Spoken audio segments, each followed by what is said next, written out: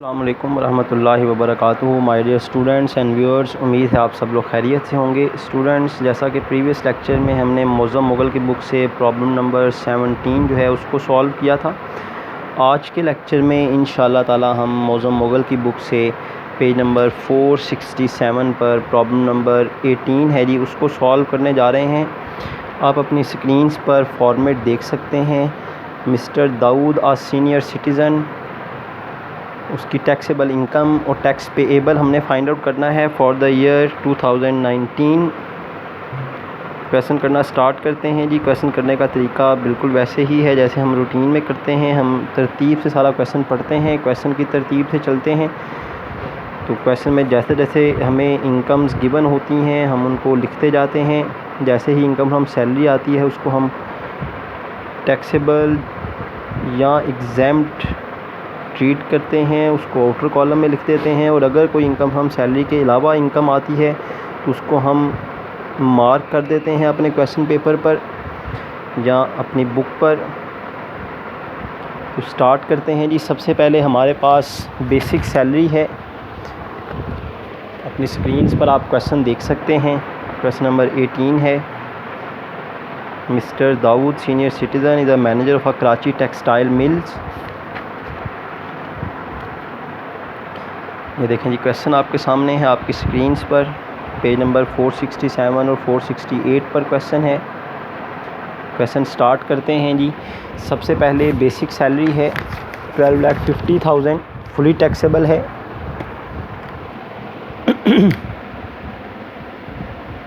Basic salary 12,50,000 fully taxable है। Basic salary के बाद लिखा हुआ जी perquisites and allowances provided by the employer.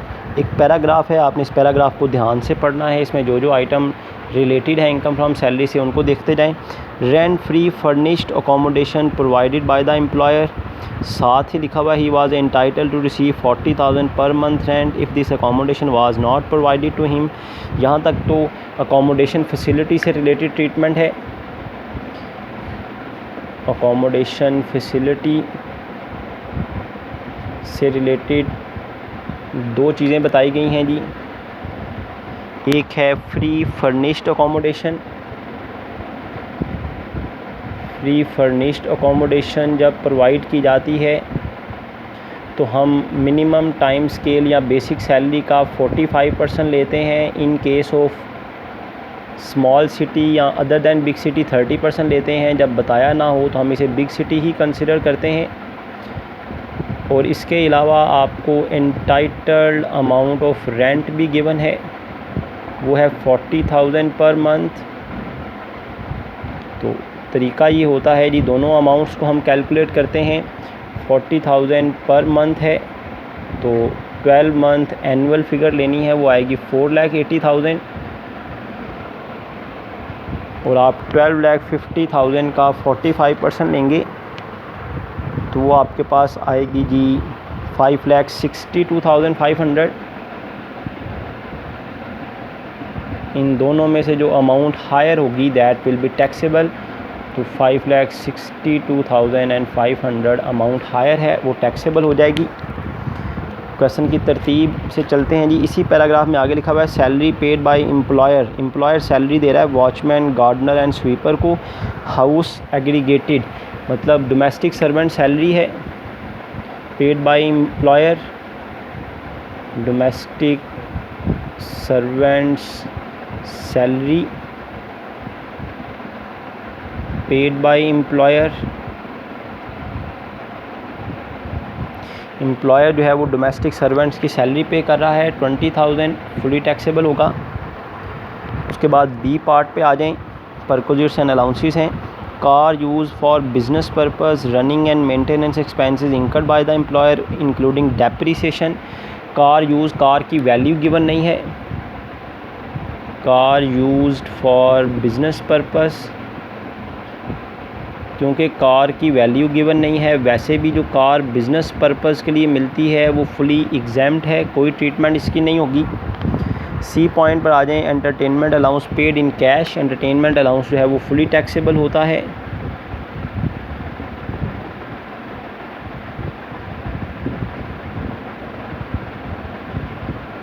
Entertainment allowance की अमाउंट है 35,000, फुली टैक्सेबल है।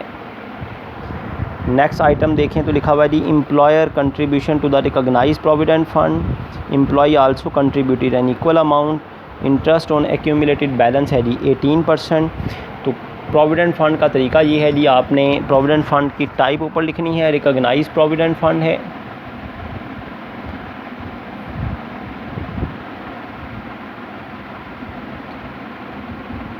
रिकॉग्नाइज प्रोविडेंट फ़ंड है। जब भी प्रोविडेंट फ़ंड की कोई भी टाइप आएगी आपने ऊपर टाइप का नाम लिखना है और उसके नीचे 3 आइटम प्रोविडेंट फ़ंड से रिलेटेड होती हैं उनको लिखना है। हर प्रोविडेंट फ़ंड जब भी आएगा उसमें ऐसा ही होगा, employee contribution, then employer's contribution, then interest credited.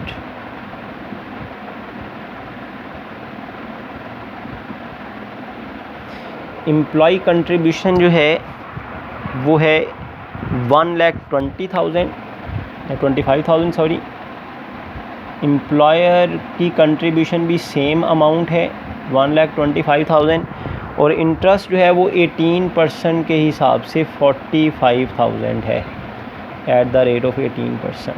तो रिकॉग्नाइज प्रोविडेंट फंड की ट्रीटमेंट क्या है जी? जो एम्प्लॉय कंट्रीब्यूशन है ये चाहे जिस मर्ज़ी किस्म का प्रोविडेंट फ़ंड हो, इसकी ट्रीटमेंट ये हम इसके साथ लिखते हैं ऑलरेडी इंक्लूडेड। ये ऑलरेडी इंक्लूडेड है। एम्प्लॉयर कंट्रीब्यूशन ये एग्ज़ैम्प्ट होती है 10% बेसिक सैलरी का। बेसिक सैलरी है 12,50,000, उसका 10% लेंगे तो वो 1,25,000 ही आ जाएगा, वो एग्ज़ैम्प्ट हो गया। तो 1,25,000 ही वो कंट्रीब्यूट कर रहा था, 1,25,000 ही एग्ज़ैम्प्ट हो गया। जहाँ तक बात है इंटरेस्ट की, इंटरेस्ट एग्ज़ैम्प्ट है अप टू 16%। 16% एग्ज़ैम्प्ट है। किसका 16%? एम्प्लॉई और एम्प्लॉयर कंट्रीब्यूशन का। 1,25,000 एम्प्लॉय कंट्रीब्यूशन है, 1,25,000 एम्प्लॉयर कंट्रीब्यूशन है। टोटल आ गया 2,50,000। 2,50,000 पर 16% इंटरेस्ट जो है वो एग्ज़ैम्प्ट है, आपको मिल रहा है 18%। तो जितना इजाफी मिल रहा है 2,50,000 मल्टीप्लाई बाय 16%, 16% तक एग्ज़ैम्प्ट है, वो 40,000 आता है। 40,000 एग्ज़ैम्प्ट हो गया, बाकी 5,000 टैक्सेबल हो जाएगा। आपको मिल रहा था 18%, 16% तक एग्ज़ैम्प्ट है, तो 16% लेकर हम माइनस कर देते हैं। हमेशा प्रोविडेंट फ़ंड में जो इंटरेस्ट लिया जाएगा वो एम्प्लॉई और एम्प्लॉयर कंट्रीब्यूशन से जो रकम आती है उस पर लिया जाएगा, ये भी याद रखना है आपने। उसके बाद ई आइटम है जी gratuity receive approve by board. Gratuity received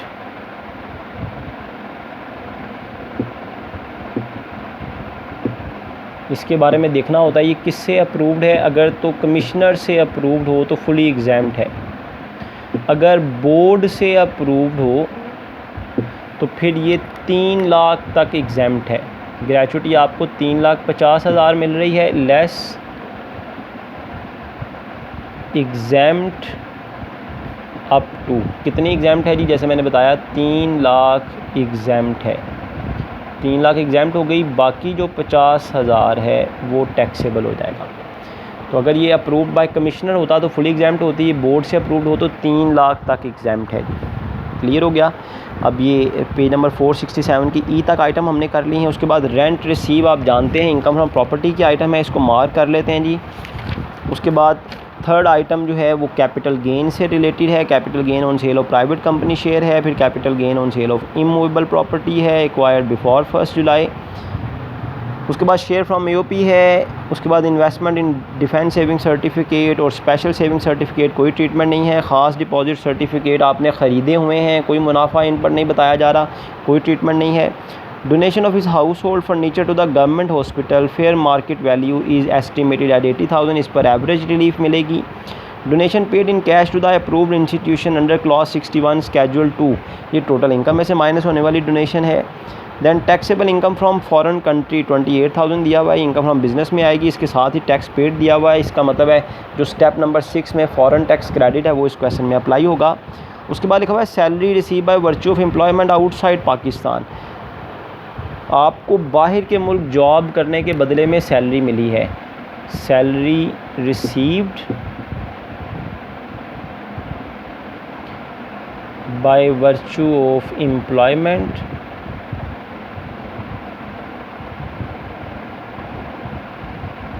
outside Pakistan. Pakistan से बाहर आपने जॉब की, वहाँ से आपको सैलरी मिली, वो सैलरी जब पाकिस्तान में आएगी तो पाकिस्तानी करेंसी में बदली है, 2,75,000 बनता है, फुली एग्जाम्प्ट है।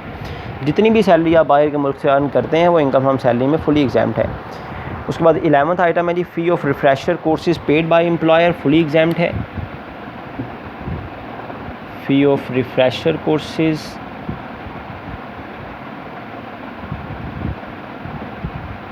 Paid by employer. एम्प्लॉयर आपको कोई भी मैनेजमेंट कोर्स करवाए, कोई भी रिफ्रेशर कोर्स करवाए, जॉब से रिलेटेड कोई ट्रेनिंग करवाए, उस पर जितना एक्सपेंस एम्प्लॉयर का आता है बेशक ये आपके फ़ायदे के लिए है, लेकिन ये हमेशा फुली एग्जाम्प्ट होगा। उसके बाद ये furniture having fair market value of ₹2 lakh for ₹2,10,000। Furniture आपको दिया गया more than fair market value, तो कोई बेनिफिट नहीं होता जी। अब आपको फर्नीचर मार्केट वैल्यू से सस्ता दिया जाता, रियायत दिया जाता, तो ये बेनिफिट होता ना। तो फर्नीचर आपको फेयर मार्केट वैल्यू से ज़्यादा दिया गया है तो फिर कोई बेनिफिट ना हुआ। Furniture provided more than fair market value, market value से महंगा दिया गया है 2,10,000 का, मार्केट वैल्यू जो थी वो 2 लाख थी, तो कोई बेनिफिट ना हुआ। उसके बाद परचेज ऑफ स्कूक्स ऑफर्ड बाय पब्लिक कंपनी, इस पर एवरेज रिलीफ मिलती है। तो सारा क्वेश्चन हमने देखें यहाँ तक रीड आउट कर लिया, ये सारी इनकम फ्रॉम सैलरी की आइटम कंप्लीट हो गई। तो यहाँ तक हम टोटल करते हैं, हमारे पास आ जाएगी टोटल सैलरी इनकम। टोटल करें जी, यहाँ तक आपके पास टोटल सैलरी इनकम आ जाएगी। टोटल आइटम है जी 4, 5, 6 आइटम्स हैं, इनको टोटल करें तो आपके पास टोटल सैलरी इनकम आ जाएगी 19,22,500, 19,22,500 ये टोटल सैलरी इनकम आ गई। सैलरी इनकम के बाद नेक्स्ट हमने मूव करना है जी इनकम फ्रॉम प्रॉपर्टी की तरफ। यहाँ तक आप नोट कर लें।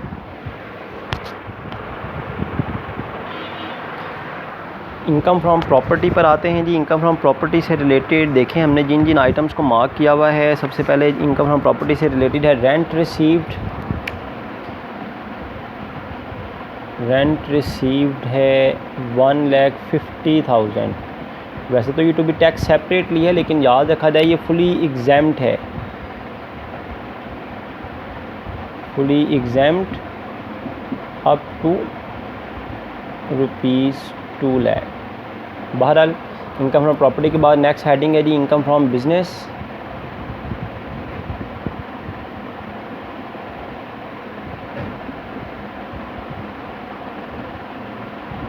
Section 18 income from business. Section 18 में देखें जी कौन कौन सी आइटम है। इनकम फ्रॉम बिजनेस सेक्शन 18 में देखें जी कौन कौन सी आइटम आपके पास है। इनकम फ्रॉम बिज़नेस से रिलेटेड जी आपके पास taxable income from foreign country, एक ही इनकम है जी बस, taxable income from foreign country.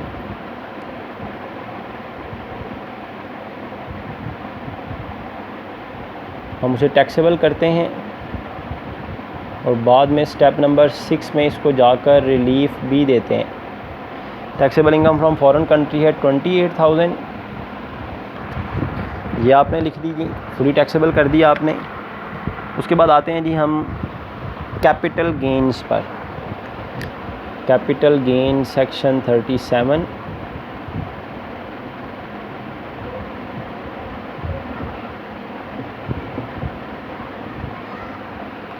Capital gains के देखें जी कौन कौन सी आइटम है। मैंने आपके सामने पॉइंट नंबर 3 को मार्क किया हुआ है पेज नंबर 468 पर। Capital gain on sale of shares of private company, gain on sale of private company shares, gain on sale of private company shares है dispose of within 12 month है, तो इसका मतलब है ये फुली टैक्सेबल हो जाएगा। With in 12 month private company के शेयर्स बेचे जाएँ तो ये फुली टैक्सेबल हो जाता है। उसके बाद gain on sale of immovable property है acquired before 1 July, holding period more than 2 year है, तो इस पर 5% टैक्स है। Separate block, gain on sale of immovable property, holding period more than 2 year है।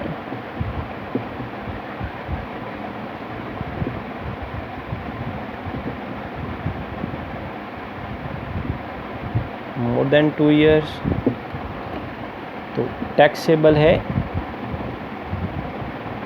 At the rate of 5% under separate block of income. Gain on sale of immovable property है 1 lakh, separate block में लिखी जाएगी। Capital gain के बाद next heading है income from other source. हमने देखें पूरा क्वेश्चन पढ़ा है, जिन जिन आइटम को मार्क किया है उन सबको आप देखें कोई इनकम फ्रॉम अदर सोर्स नहीं है। तो यहाँ तक हम टोटल करेंगे तो हमारे पास टोटल इनकम आ जाएगी, यहाँ तक आप टोटल करें तो आपके पास टोटल इनकम आ जाती है जी 19,60,500। 19,60,500 टोटल इनकम आ गई। टोटल इनकम में से 5 चीज़ें माइनस होती हैं, ज़कात, worker welfare fund, donation under clause 61, schedule 2, profit on debt markup on housing finance और चिल्ड्रन एजुकेशन फ़ी। लेकिन इस क्वेश्चन में सिर्फ डोनेशन है आपके पास, हमने मार्क किया हुआ है, उनको देखें जी। लिखा हुआ जी donation paid in cash to the approved institution under clause 61 schedule 2। तो donation under clause 61 schedule 2 minus होगी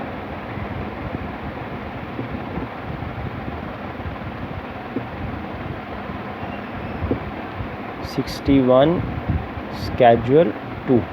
कितनी डोनेशन है जी क्लॉज 61 स्केड्यूल 2 की? 90,000 डोनेशन है। इसको माइनस कर दें। जब donation under clause 61 schedule 2 minus होती है तो आपके पास आ जाती है actual taxable income.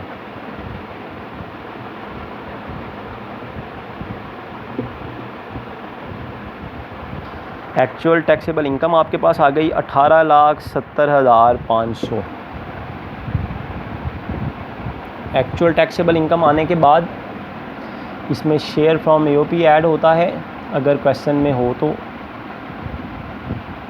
Actual taxable income है जी 18,70,500। इसमें ऐड करें share from AOP. Share from AOP का मतलब मैं पहले भी बता चुका हूँ, अगर आप शेयर फ्रॉम एओपी किसी एसोसिएशन ऑफ पर्सन के मेंबर हैं तो वहाँ से शेयर ऑफ प्रॉफिट मिलता है। तो 50,000 का शेयर मिल रहा है। इस तरह taxable income for rate purpose आ जाती है।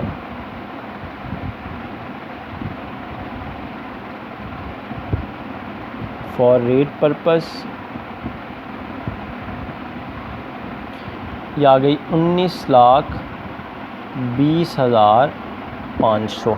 Taxable income for rate purpose आ गई 19,20,500।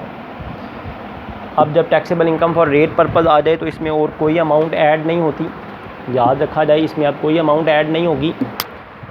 अब हम इस पर टैक्स कैलकुलेट कंप्यूटेशन स्टार्ट करेंगे।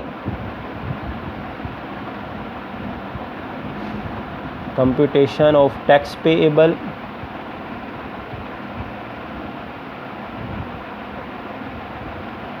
$19,20,500 पर हम टैक्स कैलकुलेट करेंगे।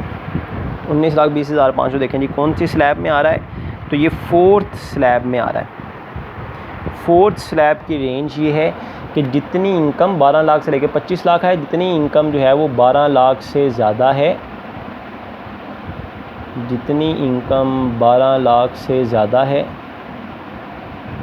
उस पर 5% टैक्स है। जितनी इनकम 12 लाख से ज़्यादा 7,20,000 ज़्यादा है तो टैक्स आ गया 36,025। ये रेट पर्पस वाला टैक्स आ गया है। सेकंड स्टेप में आ जाए जी। सेकंड स्टेप में हमने टैक्स कैलकुलेट करना है actual, computation of actual tax payable.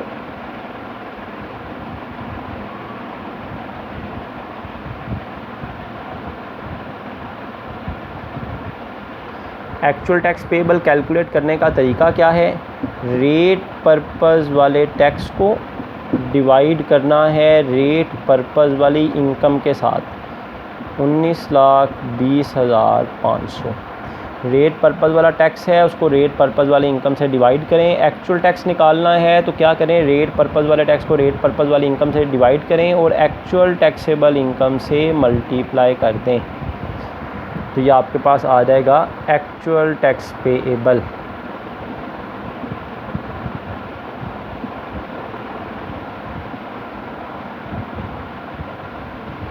Actual tax payable आपके पास आ गया 35,087।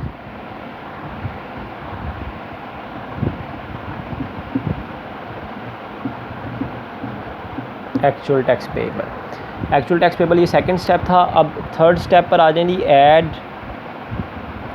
Tax on separate block. Separate block में 3 चीज़ें आती हैं। प्रॉपर्टी इनकम वो वैसे ही फुली एग्जाम्ड है। फिर कैपिटल गेन की आइटम, ये देखें कैपिटल गेन की आइटम हमने इसके साथ लिखा हुआ है, इस पर 5% टैक्स होगा सेपरेट ब्लॉक ऑफ इनकम में जाकर। Gain on sale of immovable property,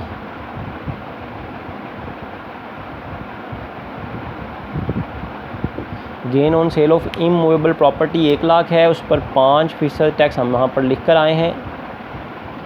5% tax होगा, वो आएगा 5,000। तो इस तरह आपके पास एक्चुअल टैक्स पेएबल आ जाएगा, एक्चुअल टोटल टैक्स पेएबल आ जाएगा थर्ड स्टेप के बाद। एक्चुअल टोटल टैक्स पेएबल आपके पास आ जाएगा 40,087। 40,087। ये 3 स्टेप हो गए जी, यहाँ तक आप नोट कर लें, फिर हम आगे मूव करते हैं।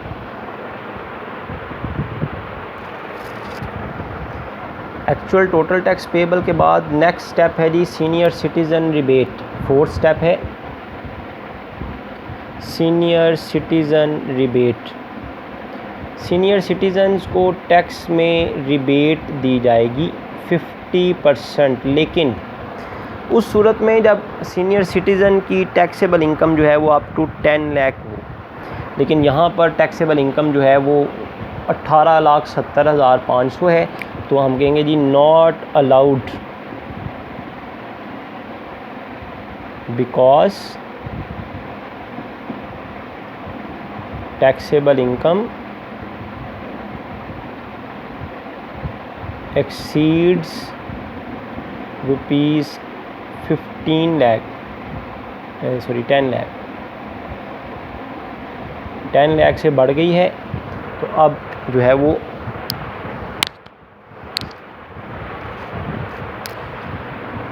सीनियर सिटीज़न रिबेट जो है वो अलाउड नहीं होगी। सीनियर सिटीज़न रिबेट के बाद 4th स्टेप है जी टीचर्स रिबेट, वो भी नहीं मिलेगी यहाँ, वो भी नहीं है। इसके बाद 6ठा स्टेप है जी foreign tax credit, less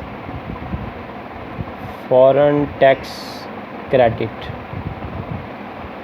foreign tax credit मतलब वो बाहर के मुल्क भी टैक्स पे कर कर आया है, और हमने जब इनकम फ्रॉम बिज़नेस, आप देखें शाबाश, हमने इनकम फ्रॉम बिज़नेस में लिखा हुआ है, जो उसकी फॉरेन सोर्स बिज़नेस इनकम जो थी 28,000 की, हमने उसको टैक्सेबल किया हुआ है। दैट्स वाई हम उसको यहाँ पर टैक्स रिलीफ देंगे।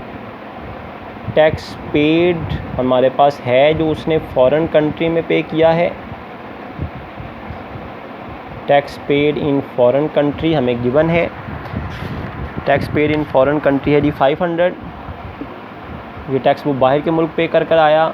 हमने देखना है पाकिस्तान में हमने उस पर कितना टैक्स चार्ज किया। Tax charge in Pakistan, Pakistan में कितना टैक्स चार्ज किया वो कैलकुलेट करने का तरीका ये है। जो पिछले स्टेप का टैक्स है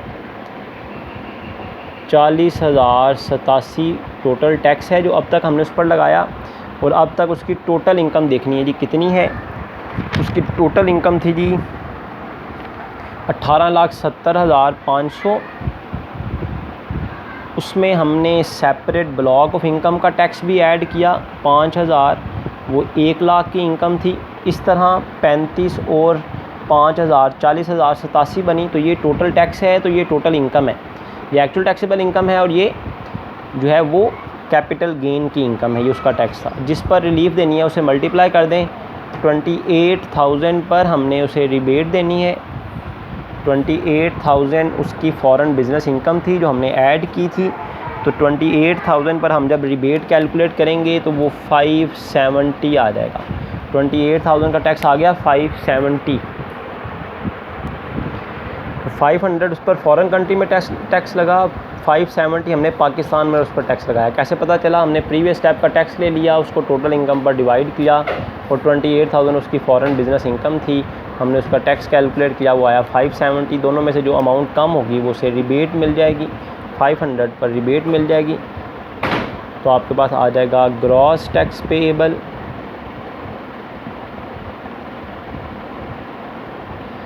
ग्रॉस टैक्स पेएबल आ जाएगा जी 39,000 एंड 587। ग्रॉस टैक्स पेएबल ये 6 स्टेप था जी। उसके बाद 7 स्टेप है एवरेज रिलीफ। एवरेज रिलीफ हम माइनस करेंगे। एवरेज रिलीफ के लिए सबसे पहले हमने देखना है जी अमाउंट जिस पर रिलीफ देनी है वो कितनी है। अमाउंट अलाउड फॉर रिलीफ, तो इस क्वेश्चन में सिर्फ एक ही अमाउंट है जिस पर हमने एवरेज रिलीफ देनी है। सॉरी, 2 अमाउंट हैं जी। एक तो डोनेशन ऑफ इस house hold furniture, donation of furniture एक ये है। फेयर मार्केट वैल्यू उसकी थी 80,000 जो उसने फर्नीचर, घर का फर्नीचर डोनेट कर दिया। और सेकेंडली वो जो लास्ट आइटम थी, देखें पेज नंबर 3 पर, परचेज ऑफ स्कूक्स offered by public company. Purchase public company के शेयर्स हों, स्कूक्स परचेज़ किए हों,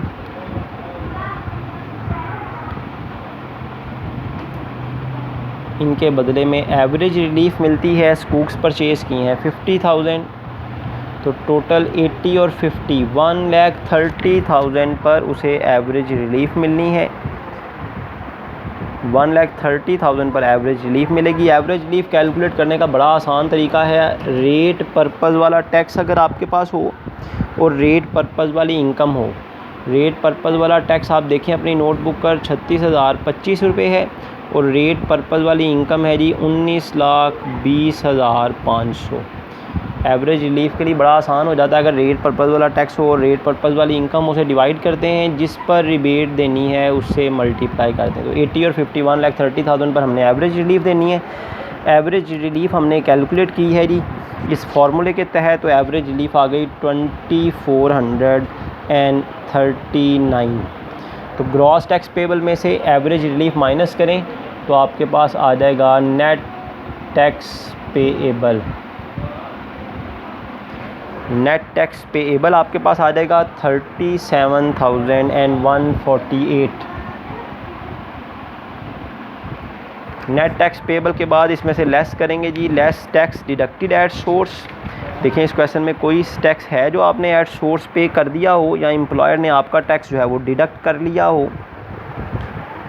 तो जिन जिन आइटम को मार्क किया है उन सबको हम देखते हैं जी। कोई टैक्स डिडक्टेड एट सोर्स नहीं है।